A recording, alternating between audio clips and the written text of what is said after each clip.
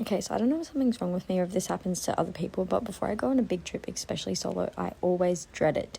And I don't know why, but the morning of this trip and the night before, I literally didn't want to go. I was like, can I cancel my flights? Is it too late? Like, I do not want to go on this trip. Maybe it's because I always book the longest flights with the most layovers to save money, and it's always a horrendous trip. But anyway, I've got 3 flights to get from Sydney to Johannesburg. The first flight is Sydney to Singapore. Been to Singapore airport, and I've been to Singapore so many times, but I've never actually spent time in the airport, and I know there's a lot of things to do, and I had quite a long layover, so it was time to actually explore the airport. Since this was a self-transfer flight, because again, saving money, I had to collect my bags and carry them around for my whole transfer, which wasn't fun. But like, why is this airport an actual maze? Tell me why I had to walk like a half marathon to get to this waterfall. I've always wanted to see it because I've never been, and it was so pretty, and I can't believe it's inside an airport. Also, this was the best chicken katsu ever.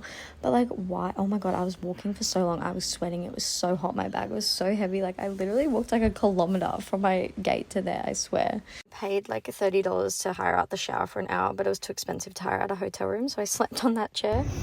It's almost 1 a.m. and I'm really regretting my decision to pick a cheap flight.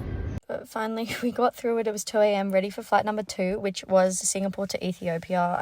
It's the weirdest route. Like, there's a direct flight from Sydney to Johannesburg, but this one was like a lot cheaper. One more flight to go, but we've made it to Africa. Yay! The security check in Ethiopia was the most chaotic thing I've ever done. They were just throwing the trays on the ground, and you had to like fight everyone to get one. It was so crazy. This was 14 USD.